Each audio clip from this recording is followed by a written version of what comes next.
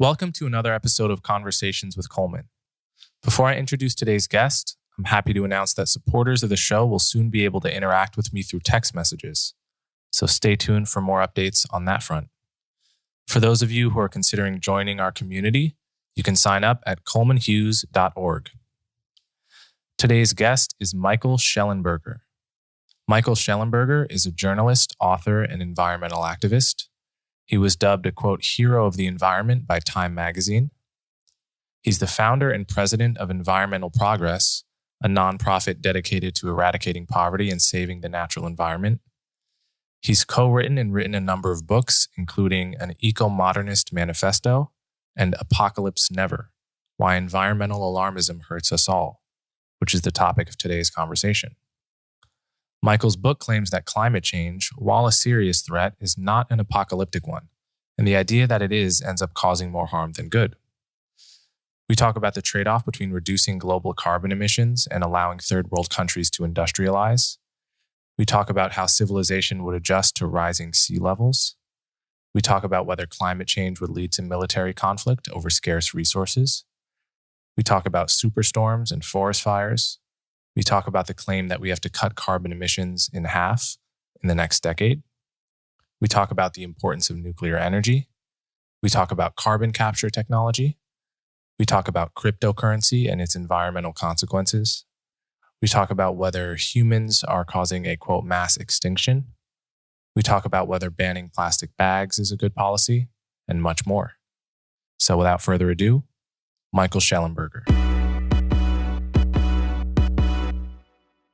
Okay, Michael, thank you so much for coming on my show. Thanks for having me, Coleman. I'm really excited to be here. So the topic of this conversation is your book, Apocalypse Never, which I found to be really interesting and useful, and I think my audience will as well. But before we get to the themes of the book, can you tell my audience in a nutshell who you are and how you came to care about climate change and the environment? Sure. So I have been an activist really since I was a teenager, so over 30 years now. And I started out being concerned both around environmental issues, but also what we would call today social justice issues, also questions of U.S. Imperialism in Central America. Very progressive kid, very left-wing. I actually worked for progressive socialist governments in Latin America. Also was always very involved in the environment. I kind of raised money for Rainforest Action Network when I was a teenager. I started working on environmental causes in my 20s, including saving redwoods. And then I lived for a bunch of time in the semi-Amazon region of Brazil. And it was there that I really started to rethink some of my assumptions, just because you're around so much poverty, and most people living in poverty in the countryside, want a better life for themselves, and that means that we need urbanization and industrialization and the whole thing. You talk a lot about your time in Brazil, and I think a little bit in Nicaragua in the book, and that's an interesting way to start out the topic. I think many people will have heard this point before, but it's really an interesting ethical dilemma for the world to sort out, which is that we who are lucky enough to live in wealthy industrialized nations sort of got in the industrialization game before anyone was concerned about its long-run effect on carbon levels and so forth.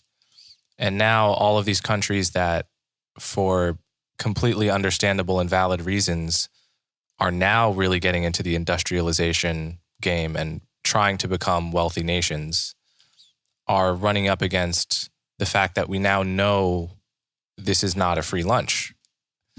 And it's unfair to them that they might have to curb their wealth building where, Europe and America didn't. So can you talk about how you view that dilemma?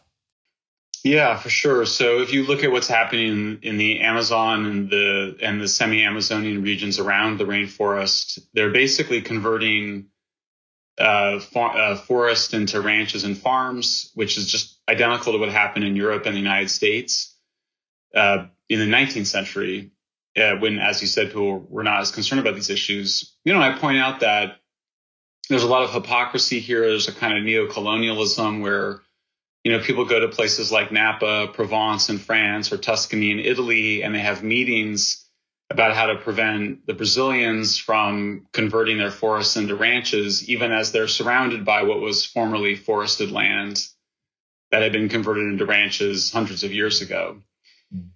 So obviously that's unfair. And it's also not great for the environment because it ends up with some unintended consequences. The biggest one I document in Brazil is that there's big demands to require farmers to set aside about half of their land, or sometimes even more, rather than cut it.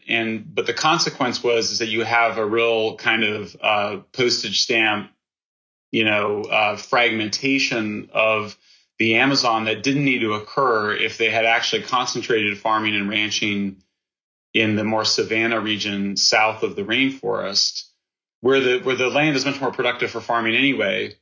But it would have required making some acknowledgement that there would be some amount of deforestation, which a lot of the more ideological environmental groups didn't want to do.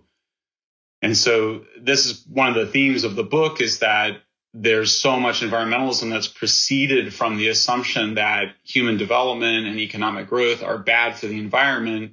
And so you have all these efforts oriented towards stopping economic growth or slowing economic development, when in many cases you can work with economic development in ways that are both good for people and the environment.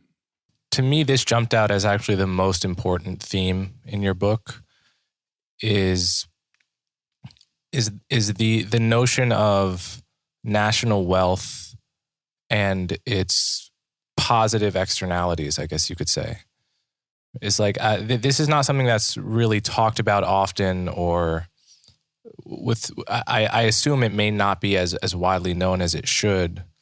But I remember one of the facts which you address in your book, but I had read a few years ago that really stuck with me, was just the difference between, say, a hurricane or earthquake, an identical hurricane or earthquake hitting a poor country and hitting a rich country. And just the fact that a country is rich and has the infrastructure that comes along with that means that the identical weather event will kill an order of magnitude more people in the poorer country. So when you talk about the importance of the wealth of a nation, you're not just talking about dollars and cents, you're talking about lives. And that's part of, that seems to be absent from the conversation. But it was, in a way, your book was sort of an attempt to, at least it seemed to me, really take that point seriously as part of the moral equation to consider when we're talking about climate change. Is that right? Oh, yeah, for sure. So, yeah, to your point, we've seen this incredible success in terms of protecting ourselves from natural disasters of all kinds. Earthquakes, hurricanes, floods are the big ones. And that's a function mostly of development, also advanced weather forecasting. So we've seen a decline in deaths of around 90% since over the last 100 years, but a decline of like 99% in places like Bangladesh. Huge achievement. It's one of the reasons why climate change is not a catastrophic or apocalyptic threat, in my view, is because we've gotten so good at dealing with the natural environment. But there's a whole bunch of other things. I mean, farmers, if they can use less land to grow more food, they're going to save money on land. And that's what's occurred over the last 100, 150 years, particularly in rich countries. And so we've seen a lot of uneconomical, unproductive farmland revert into grasslands and forests and prairies and be habitat for endangered species. We've actually seen a net greening of North America and Europe over the last 100 years, because farming has become more efficient for reasons that didn't have anything to do with conservation or environmental protection, just because farmers were trying to be more efficient. And you see that everywhere. We see it with the materials that we use. You see it with, we don't want to leak natural gas or methane into the atmosphere because it is a potent greenhouse gas. The people that produce natural gas have an incentive for that not to happen. They want efficiency too. So efficiency, both in terms of labor, land, resources, productivity, have all been really positive in terms of environmental protection. I mean, there's definitely a period when countries industrialize where you have a new set of environmental impacts, mostly air and water pollution from industrial processes or people living in cities. But even in places like, South Asia, Sub-Saharan Africa, you see that even that process results in the natural environment being protected because, as I describe in the book, there's, around the world, one of the biggest threats to tropical rainforests is just pressure from very poor small farmers who need that land. And so if they have jobs in the city that they can go to, then it takes that pressure off of the natural environment. They start eating domesticated meats rather than wild meats, which are wild animals, which is still a huge way in which wild animals are killed.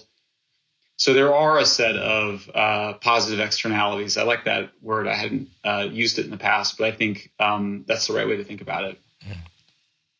So let's zoom out a little bit and just talk about the sort of main point of your book, or the introductory theme of your book. This book is against climate alarmism. So can you just describe a little bit, what do you mean by that? When you're talking a lot about activists and journalists making maximalist and untrue, or sometimes just too pessimistic claims about the extent to which climate change is an apocalyptic threat to humanity and an extinction level event for our species and so forth. So what do you say to someone who believes that? How would you persuade them in the course of a few minutes that climate change is not the apocalypse? Sure. Yeah, I mean, I point out, climate change is real. It's not the end of the world. It's not our most important environmental problem. Our most important environmental problem continues to be poverty, real serious poverty, global poverty. The 2 billion people that rely on wood as their primary source of energy and on low efficiency agriculture. We've become incredibly resilient to natural disasters. Nobody predicts that deaths from natural disasters are going to start going up again. Just to put it in perspective, about 450 people die every year in the United States from natural disasters. We had 90,000 drug overdose deaths last year. So you're talking, a 2,000 times more deaths from drug overdoses than from natural disasters, and nobody thinks it's going to go up. We produce more food than humans have ever produced in recorded history. We produce 25% more food than we need. Many of us struggle with eating too much, and that's the big problem. And nobody predicts that we're going to have food shortages because of climate change. That may shock people because you hear things that sound rhetorically like that's what's being predicted. But when you go look at the United Nations Food and Agriculture Organization, they predict that food production and surpluses will continue to rise in the future, assuming that poor countries, particularly Sub-Saharan Africa and South Asia, gain access to irrigation, fertilizer, and tractors, because those are the main drivers of productivity improvements. There are people who worry about sea level rise. It's never actually been something I've been particularly concerned about. The median predicted sea level rise, according to the Intergovernmental Panel on Climate Change, is a half meter, about 0.6 meters, less than 2 feet. We can and will adapt to that. To give you some perspective, people in the Netherlands, they farm 7 meters below sea level. So we're able to live below sea levels. People will say, well, it'll be expensive, and that may be the case, but it's not like Netherlands is poor because they live below sea level. What does that actually mean, practically speaking? So, because I think, when you think of rising sea levels, I live on the water in New York, and I'm just picturing having to quite literally move back civilization. Like, in practical terms, what does it mean to adjust to rising sea levels? What does that look like? I mean, in practical terms, it means that most cities are going to be able to create seawalls, sea barriers, flood management systems in the same way we've been doing for a couple of hundred years. In Venice, Italy, I went and visited basically the flood management system, because Venice is sinking and it floods frequently. So they built these flood walls. They call it Moses, that protects the city mechanically. Yeah. New York will have to continue to do what it's always done, which is to make investments in its water infrastructure. I don't have a lot of sympathy for, there's people that are kind of like, well, what about these people that have beach houses? They're going to have to move inland.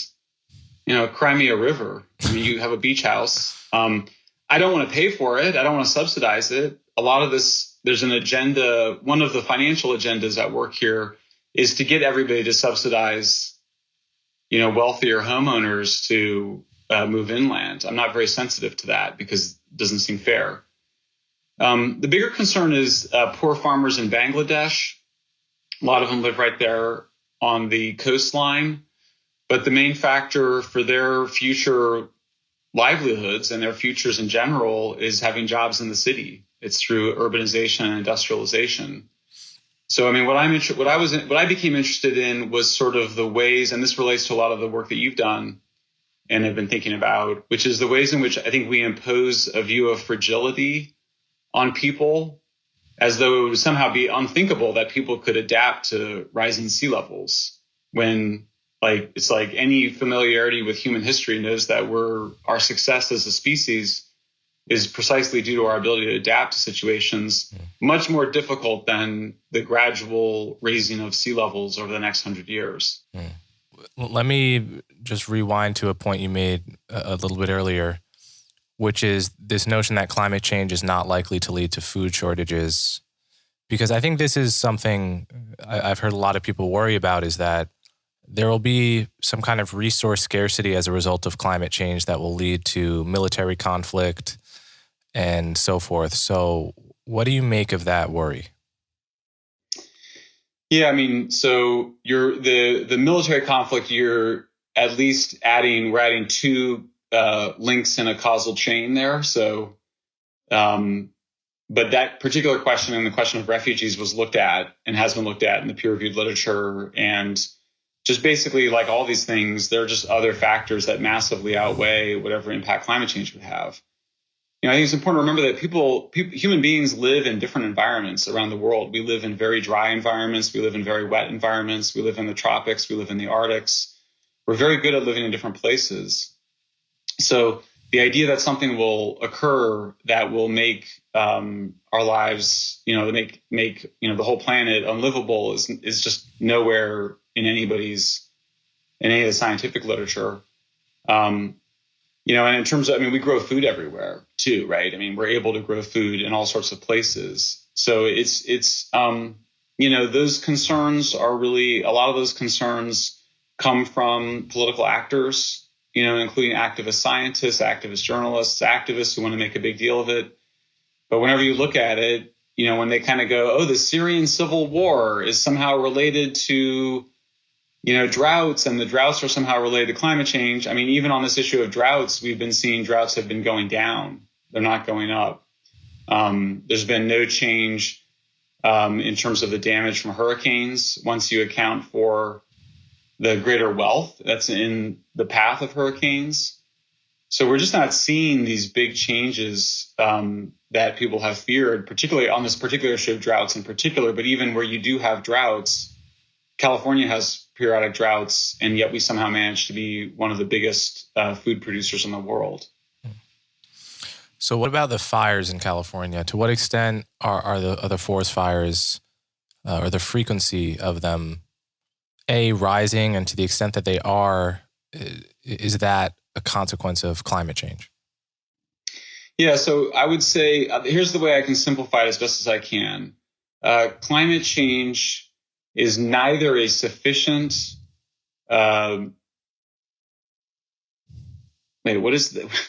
necessary. Thank you. Climate change is neither necessary nor sufficient for the high intensity fires, which are the bad fires. Mm-hmm. There's a whole other set of fires that we want called low intensity fires, which are the fires that burn at the base of the forest floor, and they burn up woody debris.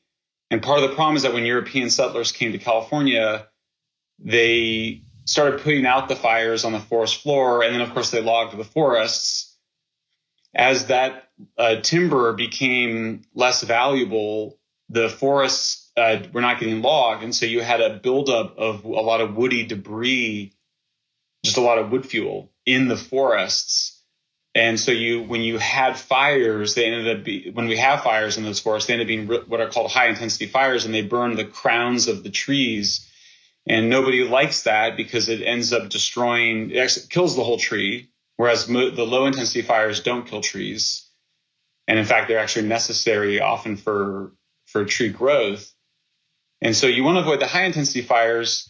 So what we saw in California last summer was a really cool phenomenon, which is that you had these high intensity fires coming from these forests that were badly managed. They arrived in a well-managed forest, and then the fires dropped to the forest floor and became low intensity fires. So yeah, climate change is neither necessary nor sufficient for these high intensity fires, whereas the buildup of wood fuel is sufficient for both. Is sufficient and necessary for those fires. So what about the fire in Australia last year? Very similar story in Australia, at least for one kind of forest that we have here, which is that it's really ignition driven, meaning that particularly in the shrubland forests, more of the chaparral type forests where it's more bushy and dry than the kind of alpine or mountain forests that we have. In those, it's just really driven by people. And so the main challenge is reducing human ignitions, which in California has often been caused by electrical wires that had not been sufficiently maintained. And also in Australia and here, just by people, smoking cigarettes, having fires, whatever, that rage out of control and getting those put out. So when you look at those factors and you look at the science on it and you interview the scientists, it's not that climate change isn't a factor. It's just a much smaller one that's drowned out by these larger factors, namely development and forest management. So the next question relates to a claim that I think has been around for many years, but went viral, I think, because of Ocasio-Cortez, either on Instagram or TikTok last year. I think this was last year. There was a pretty viral video of her saying we have 10 years to cut carbon emissions in half while like eating walnuts or building furniture or something. It was a kind of strange video. And to your, there was some kind of disconnect between the rhetoric of it and her behavior of like building furniture. It just didn't seem like someone who believed the world was going to end in 10 years. But aside from that, where does that claim come from? And, what's the difference between what the claim actually is and how it got exported into the culture? Yeah, great question. So in Apocalypse Never, I defend the IPCC science. That's the main Intergovernmental Panel on Climate Change. I defend their science, and then I criticize their summaries for policymakers. I criticize their public relations and press releases, and then the statements that scientists make at those press conferences. And so what they did is they say, if we don't see global emissions peak and decline by such and such amount by 2030, then we are highly unlikely to keep temperatures below 1.5 degrees or 2 degrees of an increase since pre-industrial levels. So they don't say the world will end. They just say we'll have a hard time keeping temperatures below 2 degrees. 2 degrees is the mainstream number, but these numbers are also all fairly arbitrarily chosen. And then they exaggerate by saying that if you go over 2 degrees, the world ends. Mm-hmm. And they also exaggerate the amount of certainty, even in how much temperatures and emissions are related. So just to give you an idea, what we call the climate sensitivity, which is how much do we think temperatures will increase above pre-industrial temperatures if the concentration of carbon emissions doubles. So the best estimate is somewhere between 1.5 degrees and 4 degrees centigrade. So you already have a huge range. So you're sort of, as you might imagine, to get to that statement of the world is going to end, you have multiple simplifications and exaggerations happening at the same time. How important is nuclear energy to our prospects to our prospects of reducing carbon emissions, and why does it not seem to be a bigger part of the conversation? Why are we dragging our feet on it if it's important? So the answer to the first question is, I always like to just look at when you're comparing different energy technologies. I think it's important to look at entire countries, because then you see you're not cherry picking. You can see a comparison between two countries over time. So I always point to France and Germany. France generates electricity that produces 1/10 of the carbon emissions as Germany, and at 1/2 the price. So it produces 10% of the carbon emissions as Germany for about 50% the cost. And it does so because France is 75% nuclear and Germany is moving away from nuclear and heavily doing renewables. So when you see the countries that have been able to basically eliminate air pollution, because nuclear power plants don't produce air pollution or water pollution, they've done so with nuclear. And that goes even in the United States. If you look at places like Illinois, which are very heavy nuclear, they also have some of the cleanest electricity and also the cheapest. The problem with renewables is that they require 300 times more land than solar and wind, which takes a lot of money. They are less efficient in terms of labor, and then they're weather dependent. And so you can't depend on them, meaning that if you have a heat wave or you have a cold snap or something happens, as we saw in California and Texas, you always have to have some base load power plant ready to go. And so what Germany has done is just kept its coal plants around. We just burn gas. But when you over depend on those weather dependent renewables like we did in California and Texas, you have blackouts and people die. So the why are people so afraid of it? If nuclear is so good, why are people afraid of it? The short answer to it is that people associate nuclear power plants with nuclear weapons, and they to use a psychological concept, they displace their anxiety from the power plants onto nuclear weapons. I did this. I grew up in the 80s, and that was a time when people were much more worried about nuclear war than they are today. And I used to think nuclear power plants, if they had a meltdown, it was the same thing as them exploding. I know that I might have been in the minority in terms of thinking that, but there's still a lot of people that just have a basic fear of nuclear power plants because they think it's the same as a weapon, or they think it somehow leads to nuclear weapons. There's a related part of that, and I can never tell quite which is more important or if one of them is more important than the other. But it's just this issue that, if you have nuclear power plants and you're France, you don't need to change how people live their lives.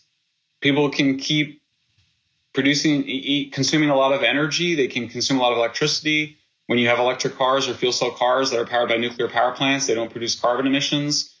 So there's no basis for moralizing. So if you're someone that really that gains a lot of pleasure from telling other people how to live their lives, telling them not to eat meat, telling them they have to have solar on their roofs, telling them they have to use a lot less energy, nuclear is a bummer because it means that there's no basis for your demands of radical societal transformation. You can just have a technical fix, and nuclear is the ultimate technical fix. And so you see this theme a lot.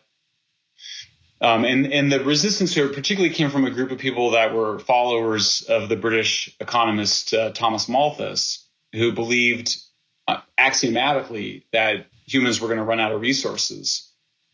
Well, the followers of Malthus are really threatened by nuclear because nuclear means you'll never run out of energy because nuclear is fundamentally infinite. And if you have infinite and reliable clean energy, then you can have infinite fertilizer and infinite fresh water thanks to desalination. and conventional methods of producing fertilizer. So you'll never run out of food.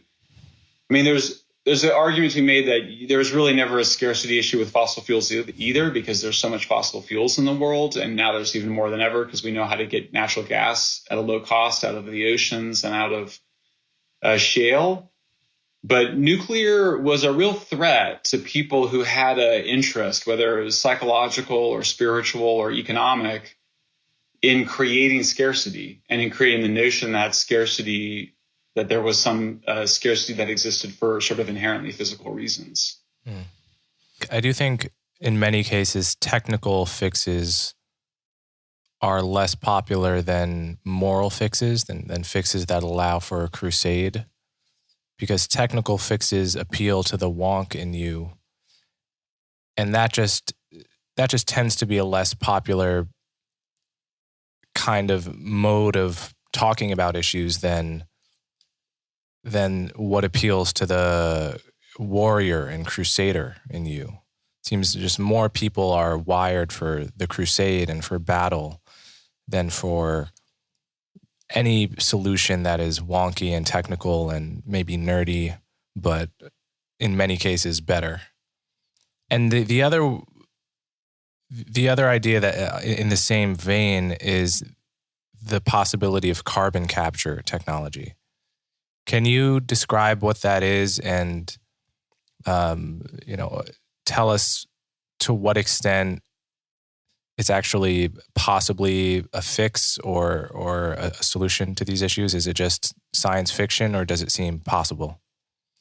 Oh, no, it's totally possible. In fact, there's really no disagreement that we can do it. It's the problem. There's no important science or really that significant of engineering required to capture and bury the carbon emissions. It's just expensive because you're adding a huge additional piece of machinery onto coal or natural gas plants. And you're also having to store that carbon underground safely for a long period of time, which I think you can do. But again, it's very expensive. And then there's also an energy penalty, meaning you have to use a significant amount of that energy just to pull the carbon off and put it underground.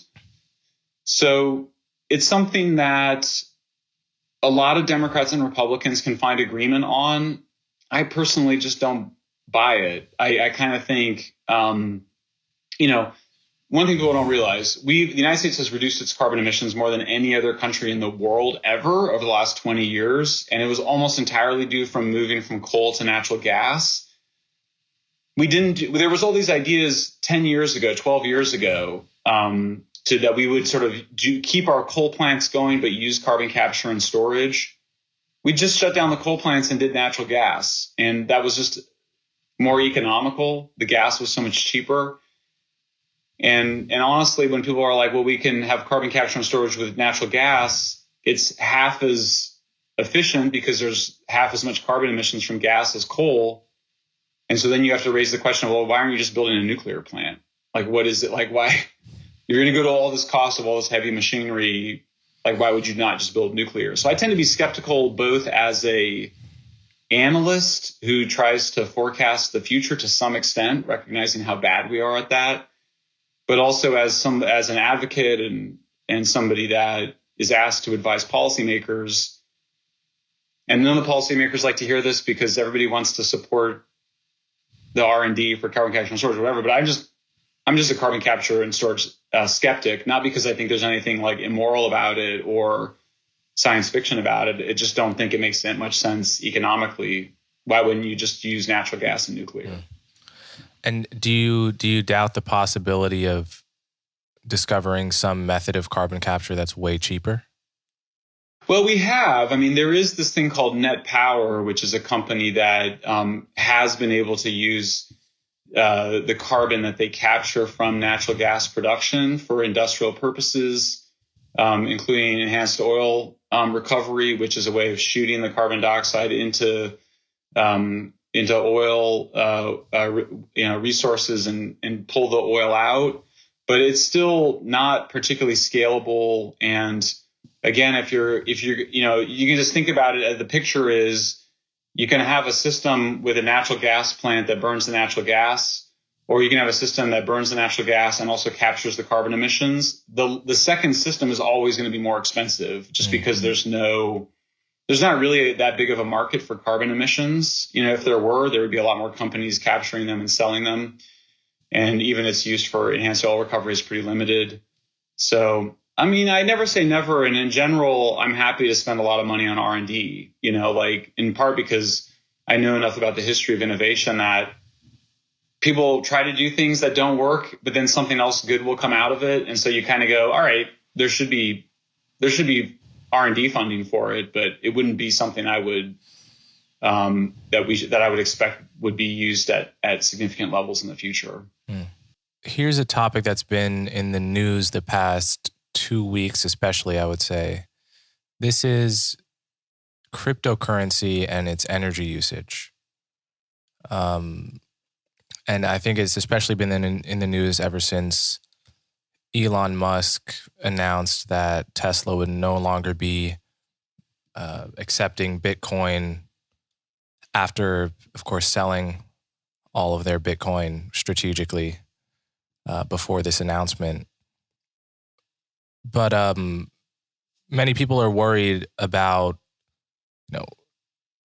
the energy usage and therefore carbon emissions generated by people needing to mine new Bitcoins, and what that means for the future of cryptocurrency and what policies we should adopt, if any, to curb that. So have you been paying attention to this, and do you have an opinion on it?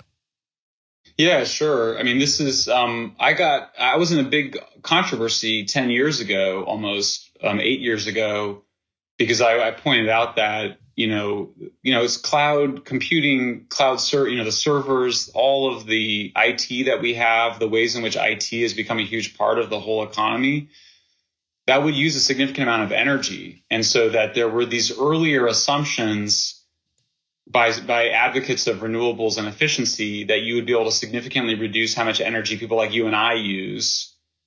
And the idea was, after your infrastructure is built and your house is built and whatever, that we're not going to keep adding that many more things in terms of like end use appliances that would require a lot of energy use. But obviously Bitcoin is this just enormous user of electricity. It requires gigantic quantities of electricity. Again, if it's all coming from a nuclear plant, the environmental consequences are very low. So there's not like what I didn't like about the way that what I don't like about the way people talk about Bitcoin is that people talk about using electricity as though it's bad. It's not bad. In fact, the history of electricity is mostly about replacing much, much worse forms of energy use, including burning wood and dung, and it allows for all sorts of applications that end up being quite good for the environment. So I think that part of what I want to do in Apocalypse Never is to help to retrain our thinking so that we would understand that what you want to do is use less natural resource, but we don't really care if you use a lot of energy. Now you may say, but don't you need a lot of natural resource to produce a lot of energy? And the answer is, it depends. If you're producing, to give you a sense of it, a glass of, if this amount of uranium is sufficient fuel, it's sufficient resource to power my entire life. So who cares? Like that impact on the environment is like negligible, as opposed to, many train cars full of coal, much more of that in wood. So I think what I take out of the Bitcoin conversation is that, yes, we're going to need a lot more energy in the future. And that's okay. We shouldn't moralize against that, but we should understand the importance of using cleaner and more energy dense forms of energy like nuclear. Right. One point that I thought was pretty compelling in defense of cryptocurrency is that really the problem is our entire grid to begin with, right? It's not as if crypto is some new problem, right? Like in theory, if the whole world were on nuclear, we wouldn't even be having this conversation, because the electricity crypto uses would be highly efficient and not causing very much harm to the environment. So the root cause of the problem is not inherently crypto's use of energy, but the way that energy is derived from, inefficiently from natural resources. On the other hand, there's the point that just any large surge in energy usage, given that our current way of getting energy is not rapidly changing, is going to exacerbate the problem. So I could see both sides of the debate there. Yeah. I think the picture I want to paint is that a world where most everybody lives in cities, where a tiny amount of land is required for growing food.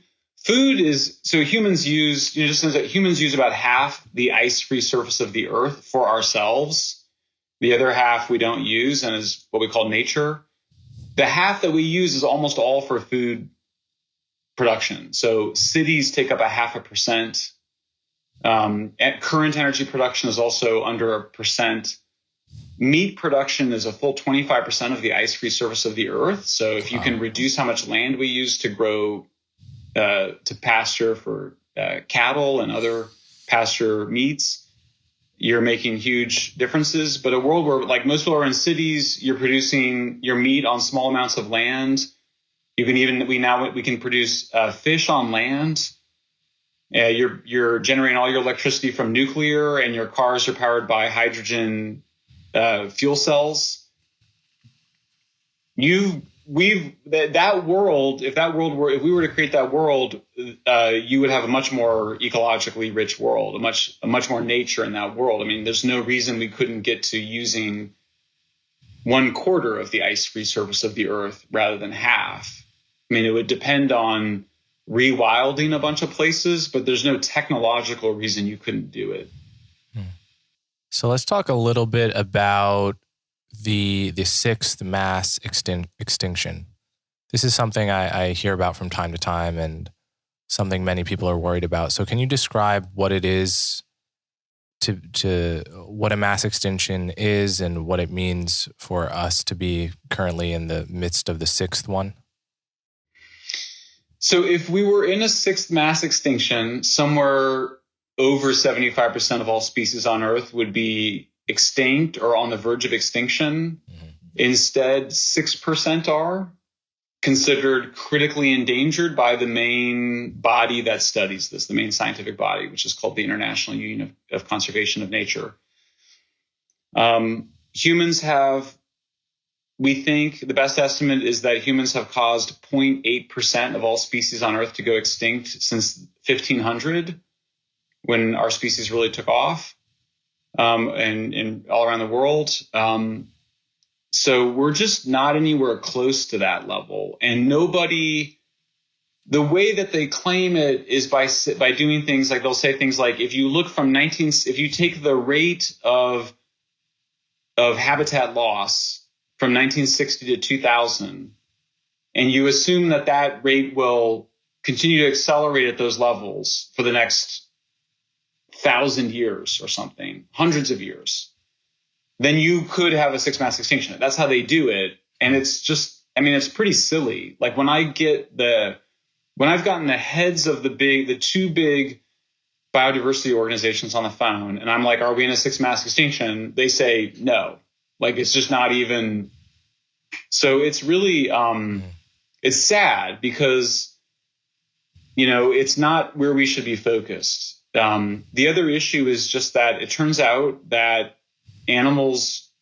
wild animals are much better at surviving at smaller populations than scientists had assumed. There's some tragedy here too, so there's like 1,000 whooping cranes in the United States. That's one of our most iconic birds. It's our iconic crane. It's the Audubon. There's only 1,000 of them left. The problem is that there's not enough habitat for them. And what we want is more whooping cranes. We could probably keep whooping cranes from going extinct for a long time, but still not have enough whooping cranes if we care about whooping cranes.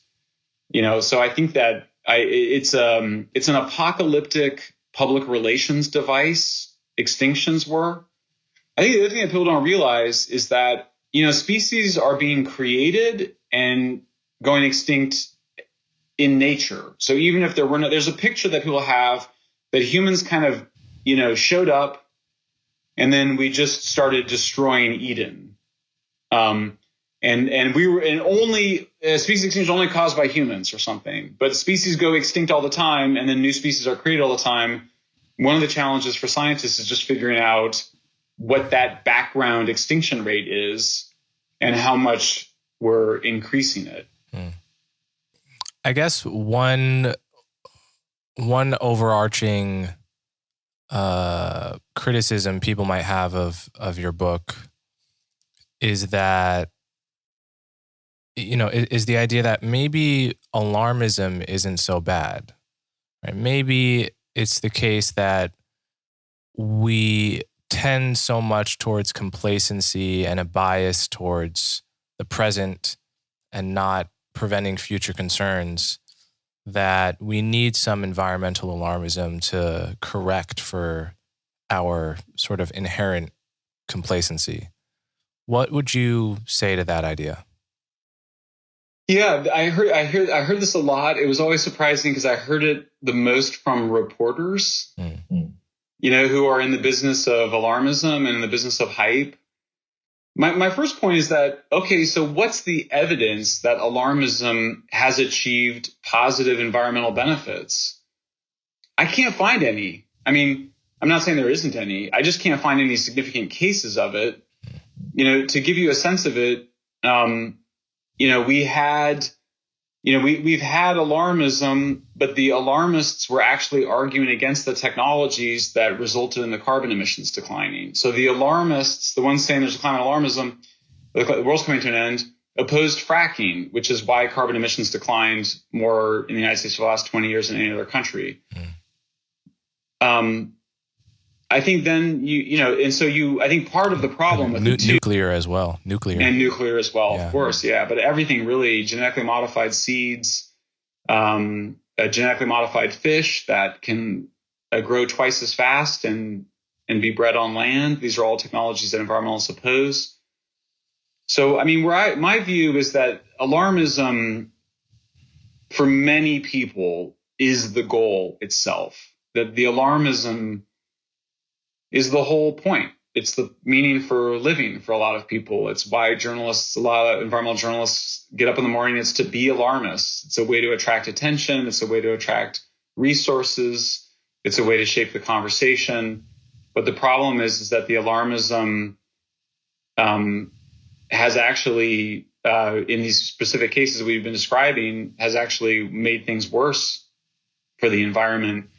But we've also seen some really bad mental health problems. We know that half of all people surveyed think that climate change could make humans go extinct. We know that 1 out of 5 British school children have nightmares about climate change. I just think that adolescents have enough to worry about. And we've seen rising anxiety, depression, and suicide among adolescents over the last 10 years. Probably, if Jonathan Haidt's right about this, then probably because of social media. But I don't think we need to be adding to it by telling kids they're not going to live long enough to have their own kids, which is basically what alarmists have been doing. Mm-hmm. I think part of this also is, I mean, as you were just describing all of the very wise and useful and ethical technologies that many environmentalists have opposed over the years, it just occurred to me that so much of the confusion around what is actually good for the environment and what solutions are worth promoting stems from this aesthetic concern about purity and the maybe false distinction between what's man-made and what's nature-made. And this is a theme you can see in so many movies, and I think people will know what I'm talking about when I say this. It's just this sense that whatever is man-made is inherently soiled, and whatever is made by nature is just definitionally pure. And whenever there's a dilemma, you should always err on the side of, going against the clever man-made technology, that in some strange way God will smite you for your hubris and you should just put on your loincloth and prefer the natural alternative. That's sort of the rule of thumb, the emotional rule of thumb many people have on this issue. And it's understandable at an intuitive level, but when you substitute it for rational thought, you just come to all of these false conclusions about what is actually going to get us out of this problem we're facing as a species. Yeah, it's a contradictory discourse, right? Because we've also heard that solar panels are so cheap that we don't need any other form of energy. And that Elon Musk has created batteries, so we just need solar panels and batteries. I mean, I've been hearing that we just need solar panels and batteries for 20 years. That's how long that discourse has been around, because they're so cheap. So there's multiple. It's a contradictory discourse, right? The other idea, of course, is that solar panels are more natural than nuclear power plants. Even though they're both technologies, we now know that solar panels are made with, the only way they can make solar panels cheap enough to be viable is to use forced labor among Uyghur Muslims in the Xinjiang province of China, something I've been writing a lot about, and also by using coal and heavy government subsidies. So, but yeah, you're right. The purity thing, it's obviously very old. And I kind of point to, there's really money, power, and religion. And the new religion is a religion of nature. And the idea is that you achieve some kind of spiritual transcendence, a kind of sustainability by harmonizing society with the natural environment, including with natural energy flows and natural energy flows like sunlight and wind, rather than stocks like coal and natural gas and uranium. And the purity thing has always been used as a shorthand for goodness, So I definitely think you're right. It's amazing how much intellectual scaffolding the simple idea that nature is pure and humans are a contaminant requires, to get from there to it requires assuming that humans are not part of nature, of course. It's really a story from Genesis. It's really a biblical story, that we were in harmony with nature, but we fell from it once we, ate from the tree of knowledge the tree of technology, really. Just, I guess, two or three more questions. I was interested in the part of the book where you talk about whether banning plastic bags is actually a wise policy, because I think just instinctively most people assume, however annoying this policy is, this must be good for the environment. So what's your position on that? Yeah, I mean, the first thing to know about the plastics the dominant kind of plastic we use today is made already from a waste byproduct from the petrochemical industry, from the oil and gas industry. So you're already making your plastics out of a waste byproduct. The other thing people should understand is that the original plastics were bioplastics, and they were horrible, like ivory from elephants. The tusks of elephants were used to make pool balls, billiard balls, piano keys. The shells of sea turtles were used to make tortoiseshell glasses and other jewelry. And we decimated the sea turtle population, particularly the hawksbill turtle, for that purpose. So we saved a bunch of endangered species thanks to plastics, what we call modern plastics. And it would be terrible to go back to bioplastics because they're so much worse for the environment. They just take up, it's not only that they're actually more polluting, and this is true for biofuels as well, but they require much more land. You have to make plastic out of corn, you have to have a lot of land for corn growing. Well, we should want less land to grow our corn on, and then we can revert some of our cornfields to, if you care about the environment, to grasslands and forests and the like. And I guess the final part of it, plastics ended up being much more complex and interesting than I thought when I decided to write that chapter, because it was not something that I had done before. But the third part of it, and the most mind-boggling part, is that the plastic waste in the oceans, a significant part of it appears to be from our efforts to recycle plastic. And the reason is that 90% of our plastic that we put in recycling bins, whether you're in New York or Paris or San Francisco, it is not recycled. And a lot of it is shipped to poor countries who promise to recycle it, but they actually don't. And a lot of it ends up going into the oceans. So it's one of the most, I think it's such a crazy story. And people are, they're only starting now. It's really only now starting to dawn on plastic recycling advocates that we probably shouldn't be recycling plastics at all. Like, we really ought to be just throwing them in the trash or incinerating them. And that's not to say that's the case for everything. I mean, I think there's still a good case to be recycling glass and tin and paper. But the plastic is it's already such a degraded, lightweight material that it's just not worth recycling. It's just easier you have original feedstock from the petrochemical industry that you can use. And it's all going to have to be thrown away eventually, unless we're going to just dump it all in the ocean, which we don't want to do. So I think that's the most stunning part of it, is that petrochemical plastics are good. We have a technical solution, which is landfills and incineration, and the effort to recycle them ended up creating a lot of plastic waste. All right. So before I let you go, I just want to hit one more time on this big picture point of the trade-off between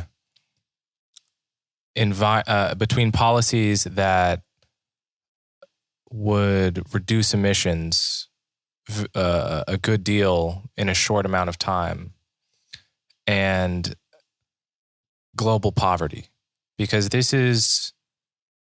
it's not a default part of the conversation in many people's minds that there might be a trade-off here.